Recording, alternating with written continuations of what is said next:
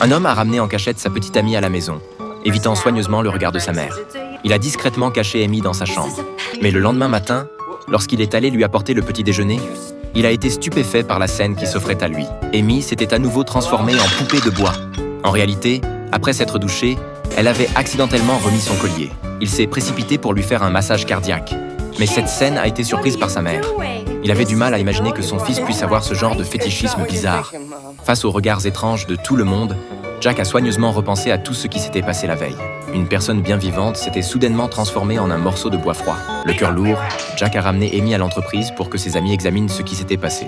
Alors qu'ils se morfondaient, un groupe de personnes est soudainement arrivé. Cet homme était le sorcier qui avait jeté la malédiction il y a 1000 ans. La poupée de bois était en fait sa collection. Il a annoncé à tout le monde qu'il viendrait chercher la fille le lendemain. Par la suite, Jack a déclaré son amour, essayant de réveiller celle qui était devenue un morceau de bois. Son ami à côté, entendant cela, s'est moqué de lui, le traitant de pauvre type amoureux d'un bout de bois. Mais à peine le jeune homme avait-il tourné le dos qu'il a retiré le collier magique et l'a mis autour de son propre cou. En une seconde, il s'est transformé en un morceau de bois glacé. Amy, quant à elle, a enfilé les vêtements à côté et est sortie chercher Jack. Pendant ce temps, le sorcier a semblé sentir que quelque chose n'allait pas et a immédiatement envoyé ses subordonnés vérifier la situation. Mais quand ils sont revenus à l'entrepôt, ils ont découvert que quelqu'un avait retiré le collier sans autorisation. Après quelques questions, on leur a dit que la belle poupée de bois avait disparu. Il a réprimandé ses quelques subordonnés inutiles, leur ordonnant de ramener rapidement Amy. Jack a appris la soudaine disparition de la fille. Cette fois, il était enfin convaincu que cette malédiction existait réellement. Ses collègues ont également dit qu'ils l'aideraient à retrouver la fille. Alors que la fille se promenait dans le centre commercial, elle a été aperçue par hasard par les quelques gardes du corps. Se rendant compte qu'elle était suivie, la fille s'est réfugiée dans un salon de coiffure. Non seulement elle a changé de coiffure, mais elle a également acheté plusieurs nouveaux vêtements. La fille aimait tellement ses tenues excentriques qu'elle a failli oublier qu'elle était toujours poursuivie.